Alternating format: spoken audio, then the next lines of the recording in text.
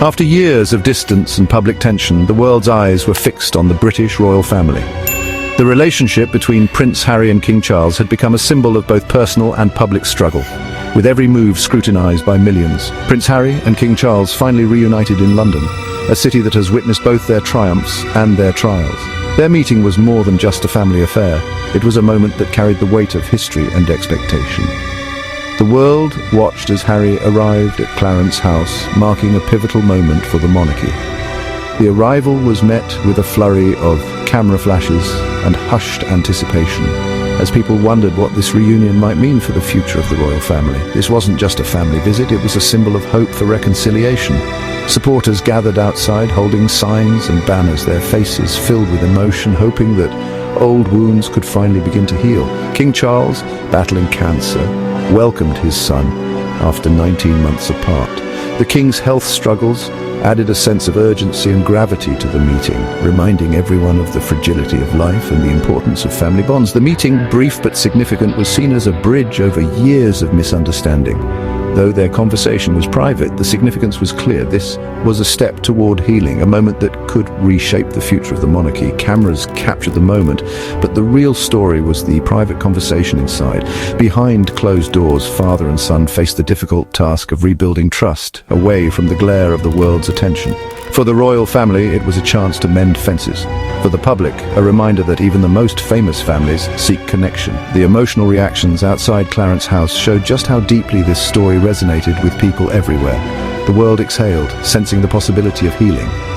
In that moment, hope flickered, not just for the royals, but for anyone who believes in the power of forgiveness and new beginnings. This reunion was the result of a long, painful journey, one marked by heartbreak, misunderstandings, and years of emotional distance. For Prince Harry and King Charles, the path back to each other was anything but straightforward. The rift began with Harry and Meghan's explosive Oprah interview, which sent shockwaves through the royal family and the world. Tensions only deepened with the release of Harry's memoir, Spare, as private struggles became public headlines, and old wounds were reopened for all to see.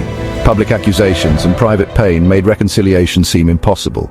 The media frenzy fueled speculation, while behind palace walls, trust was eroded and communication broke down, leaving both sides feeling isolated and misunderstood. But everything changed after King Charles's cancer diagnosis.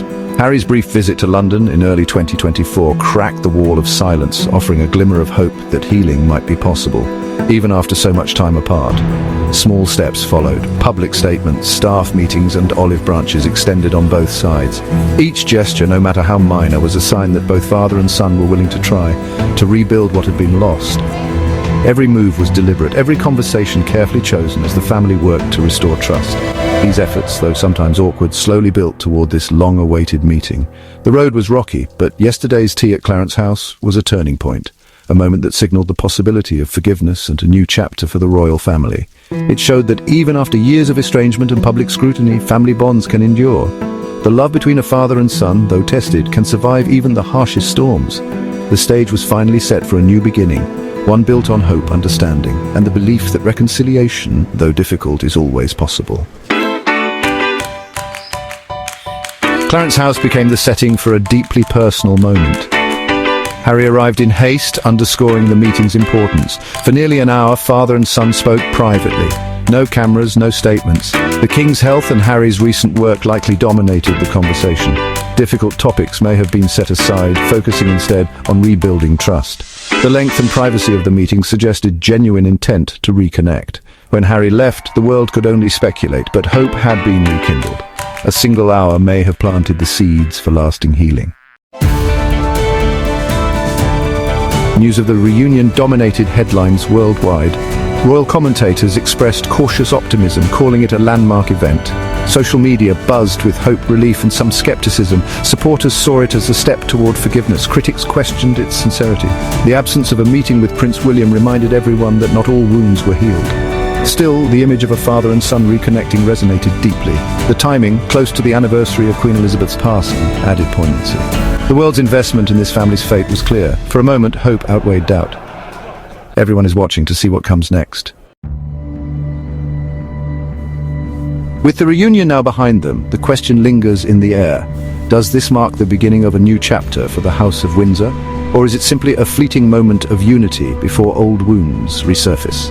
The world has watched the royal family's every move, searching for signs of lasting change or deeper reconciliation.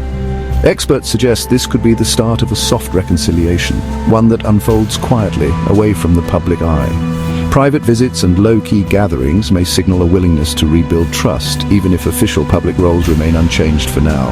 These subtle gestures hint at a slow, careful thawing of relations, yet the rift between Prince William and Prince Harry still casts a long shadow. Their relationship, once so close, remains strained, and true healing will require patience, understanding, and time. The path to genuine reconciliation is rarely straightforward, especially within a family under such intense scrutiny. For King Charles, this meeting is more than symbolic. It supports his vision of a modern, united monarchy that can adapt to changing times. He hopes these steps, however small, will help secure the future of the royal institution and bring his family closer together. The royal family's future may well depend on these small human moments, private conversations, shared glances, and gestures of support. It's in these quiet interactions that the seeds of lasting change are sown, far from the glare of cameras and public expectations. The groundwork for peace has been carefully laid, but the real work, the honest conversations, the forgiveness, the rebuilding of trust, happens behind closed doors in private, away from the world's gaze. The door to reconciliation is open, inviting the family to step through together. Whether they choose to walk this path as one or remain divided is a story that will unfold in the months and years ahead. For now, there's a glimmer of hope, a sense that change is possible, and as the world watches, the next chapter for the House of Windsor is waiting to be written.